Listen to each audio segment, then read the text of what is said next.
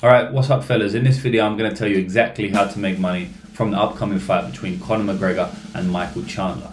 UFC 303 is going down in June, the end of June, International Fight Week, and the UFC have managed to get Conor McGregor back in the cage. It's going to be a long time since he last fought in the UFC octagon. That was against Dustin Poirier in their trilogy fight, and we all know what happened in that fight.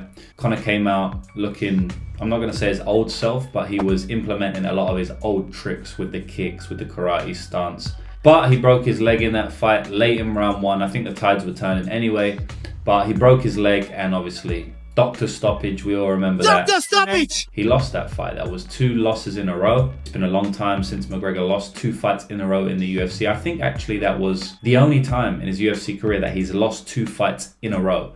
So that may be telling, and we'll get into that, right? But he's fighting Michael Chandler. He's coming back off that loss, off that leg break, and he's fighting Michael Chandler, who's been up and down in the UFC, mainly down. You know, he's lost most of the fights he's had in the UFC. He obviously burst on the scene with a good win against Dan Hooker, but since then he's took L after L. Even though he's had competitive fights, in basically all of those L's, he's still been beaten. You know, Dustin Poirier was a very competitive fight, very winnable fight. He lost it. Charles Oliveira, he almost finished him. He lost it. Justin Gaethje, back and forth war, but he cleanly lost it. It was a very good run for Chandler's career. You know, like, I think he made a great decision by coming over from Bellator to the UFC. His stardom has gone through the roof. And now he's getting the biggest fight in combat sports, which is the fight when you take on Conor McGregor. You know, your stock's going to rise, and if you beat Conor McGregor, you're going to become somewhat of a star. Everyone that's beat Conor McGregor is a star, you know, outside of the pre-UFC losses. I mean, Dustin Poirier, he's quite a star for the UFC at this point. And when I say star, of course he's not as big as Ronda or Conor, but he's one of the biggest fighters, most well-known fighters in the UFC. Khabib Nurmagomedov, he also beat Conor. That really rose him to superstardom. You know, he's probably the second biggest fighter in the UFC. I mean, maybe not, probably about 4th biggest fighter in the UFC or something. And Nate Diaz, you know, he's another star for the UFC, or at least well-known fighter. So if you beat Conor McGregor, you shoot into superstardom, and that's exactly what Chandler's going to be looking to do now. When these fights are announced, I always think to myself instantly, as a gambler, as a sports bettor, as a full-time one, I think to myself, okay, how can I make money on this? Right, so Michael Chandler is scheduled to fight Conor McGregor, and the first thing going through my head, who am I going to bet on? What lines are the bookies going to release? Where can we make some money? Etc, etc, etc. You know, when fights are announced, most people look at the fights and get excited for the fights. I do get excited for the fights, but I get more excited to make money on those fights. And right now, if we want to make money on this fight, we're going to have to bet into a pick'em line. So the line is a pick'em. If you don't know what a pick'em means, it means the line is even. The bookmakers are saying there's no favorite, there's no underdog. The market is saying there's no favorite, there's no underdog. Both of these fighters have a 50% chance of winning. That's basically what they're saying. It's not exactly 50% implied because of the VIG, but basically what the bookmakers in the market are saying is right now, we believe that this fight is a 50-50 fight. And then I have to think to myself, okay, as a professional gambler, all right, do I agree with this line being 50-50? If I agree, then I ain't gonna have a bet. If I don't agree, then I might have a bet. And I'm not gonna tell you the exact bet I'm gonna make because I don't know the exact bet I'm gonna make. As I'm speaking to you right now on this video, I haven't done tape research for this fight. I haven't went back, which I do for every fight that I bet on. I haven't gone back and watched all of their previous fights, you know, 3 or 4 of their previous fights, and made a decision on who I think is gonna win the fight. But I know these fighters very, very well, right? So I can still make a opinion on this fight without even doing tape. Now, it may change after tape, but I know these fighters basically to a T. So tape's not really going to change too much of my opinion at this stage. Both of these fighters are veterans in their career. They ain't going to come out with any new wrinkles in their game. They are who they are. Now, the big question for me, and something, or the way I'm looking at this fight, and someone said this to me, I can't remember who it was, but they said that they don't look at McGregor like a fighter anymore. And I completely agreed with that. You know, it's a very good way to put it. When I think about Conor McGregor, I don't look at him and go, oh, Conor McGregor, the UFC champion, or Conor McGregor, the welterweight contender, or the lightweight contender. I think this fight's up to welterweight. I'm not 100% sure. Actually, they haven't confirmed it, but it may be. I feel like it might be with McGregor. I don't look at him as like a contender in the division anymore. You know, I look at him as an actor. I look at him as a Hollywood guy. I look at him as almost a former fighter. Now, is that because he's been out of the octagon for a while and I just forgot him being a fighter? No, I don't think so. I think it's because he's just done Roadhouse. He's doing all of these commercials, these movies. He's got documentaries coming out every other year about his life. Actually, his documentary that came out last year was a very good documentary. I watched it, but it's got me thinking that McGregor isn't all in on the fight game. We know he isn't all in. Of course he's not all in, right? He's always going out, drinking, promoting his whiskey brand. He's bought other companies now. He's always on his yacht. Yacht has gym, but it ain't the same type of gym as SBG Island, or it ain't the same type of gym where you got sparring partners like Brendan Loughnane, who he was sparring with about a year ago. I remember it popped up on social media. So it's like, I don't think McGregor's all in on the fight game. But in my opinion, Chandler probably still is all in. I mean, he hasn't showed me anything for me to think he's not. And on top of that, this is Chandler's biggest fight of his entire career. Of course, he's going to want to go out there and give it his best. Is McGregor going to want to give it his best? Yes. Does Chandler have more motivation than McGregor? In my opinion, yes. Is Chandler going to be more motivated than McGregor? Even if they have the same motivation, who is actually going to act on that motivation? In my opinion, Michael Chandler. And it's like, a lot of people don't factor in the mental side of fighting when it comes to sports betting, but I do factor in the mental side of fighting. And let me tell you something now. When a fighter is not all in, when a fighter is not all there mentally, their performances show that. We see it in the octagon. And we've seen time and time again now, McGregor isn't the fighter he used to be. The other day I watched McGregor's run. The UFC have put out it's like a 2-hour video of all of McGregor's wins, right? It's so crazy the difference in fighter he is from pre-Nate Diaz to post-Nate Diaz. It's crazy. Post-Nate Diaz won. So pre-Nate Diaz won. And even in the Nate Diaz first fight, the guy's bouncing in and out of range, throwing so many rear leg attacks, like his head kicks, spinning wheel kicks, spinning back kicks to the body. I even seen him throw a spinning wheel kick to the shin into a Superman punch. I think it may have been against Brandao. I watched all of these fights the other day. And that was down at featherweight, right? At featherweight, the guy's like super fluid movement, super flowy movement. It looks like he weighs 10 pounds and he's just jumping through the air. He tried this same approach when he moved up to Nate Diaz, when he moved up to welterweight to face Nate Diaz after Rafael dos Anjos pulled out of the 155-pound title fight. He moved up to welterweight, fought Nate Diaz, and he fought the exact same. He threw about 15 wheel kicks, about 4 different wheel kicks. Completely gassed out from this style, landed some great shots, but Nate Diaz took it completely gassed out and he got finished. After that day, he never ever fought the same. Even against Eddie Alvarez, which is arguably the best performance of his entire career. I'm not saying I agree with that, but like, it's an easy argument that it was, right? It's not my favorite performance, but in terms of cleanliness, probably is. Didn't really get touched ever, and he didn't actually do too much, but he just dropped Eddie like 6 times. And then he finished him, right? He just wobbled him about 6 times every time he hit him. But in that fight, he fought completely differently. Even in his best performance ever against Eddie Alvarez, he didn't throw many rear leg attacks at all. Actually, in the second round, he started to open up a little bit more flowy with rear leg attacks. He was bouncy a lot more. But that first fight, that first round, he was very focused, very heavy on the lead leg, and very heavy boxing approach, which he didn't really show prior to the Nate Diaz 1 fight. Prior to the Nate Diaz 2 fight, sorry. So in the Nate Diaz 2 fight, he did come with a heavy boxing approach. Leg kick, like hardly threw any head kicks. I don't think he threw any spinning shots. It was just basically a boxer with a leg kick, really.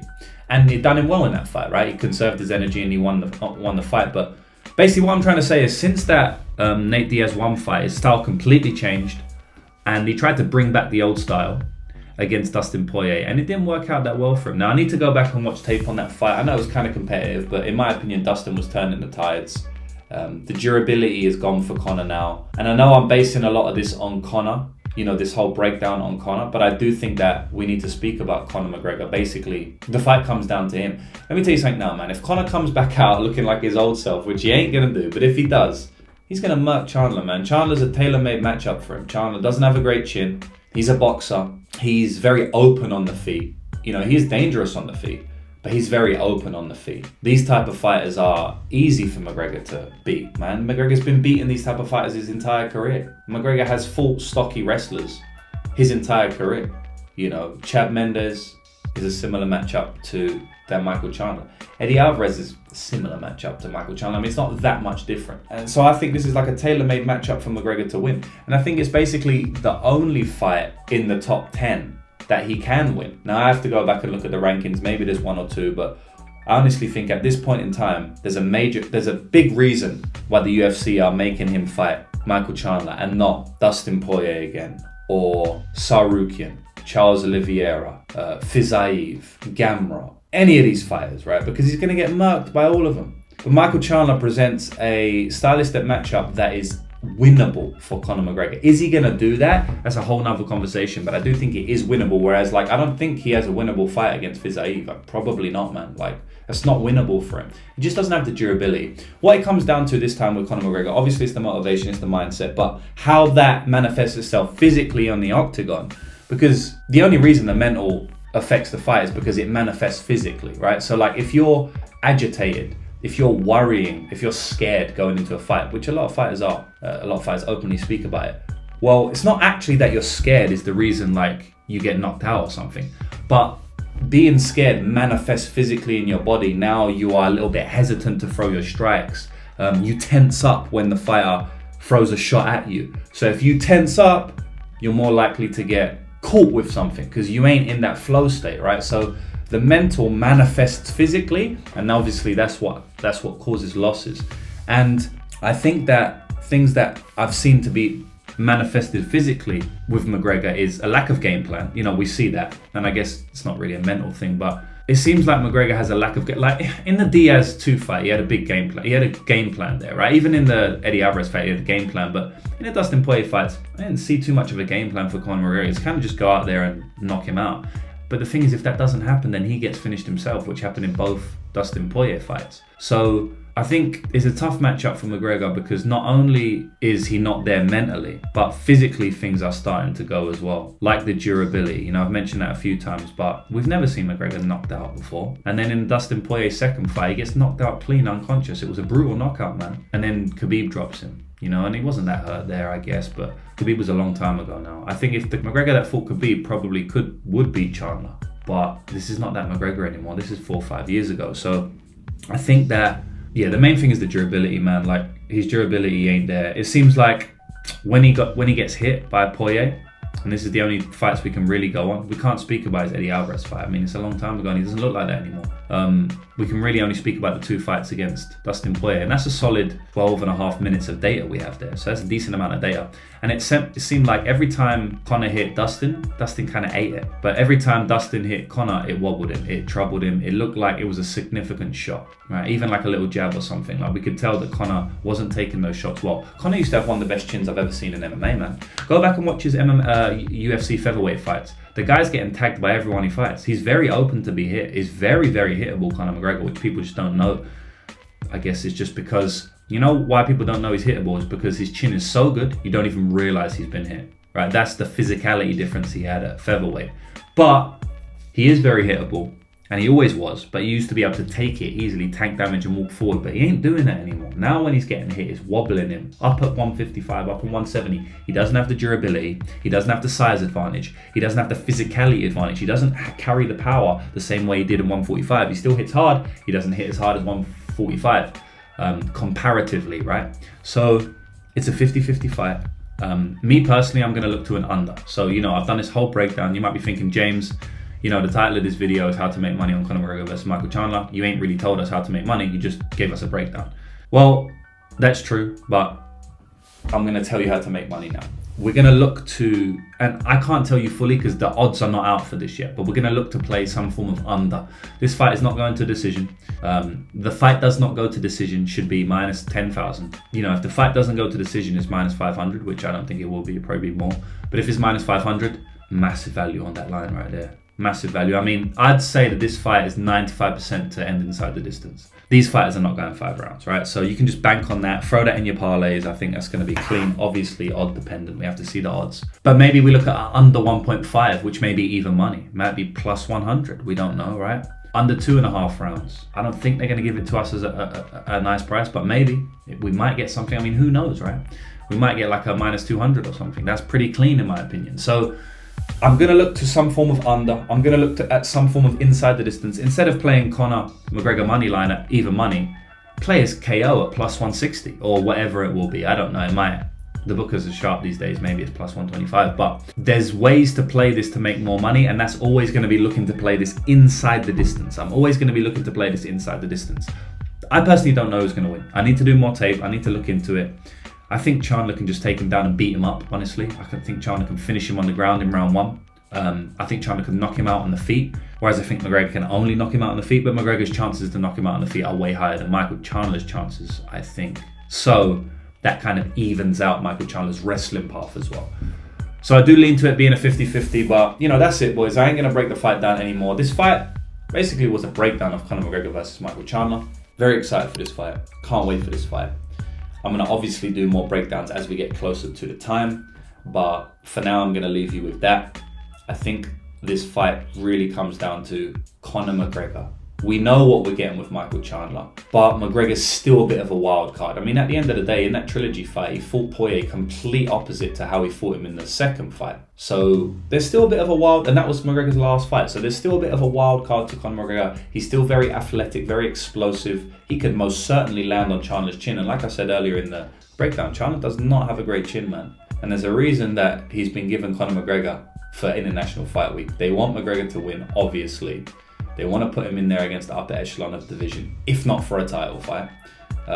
So they've given him a winnable fight here. So it's going to be interesting, but that's how I'm going to look to play it inside the distance, under, doesn't go to decision, fight via KO, something like that. So good luck on your bets, and I'll be back with another video very soon.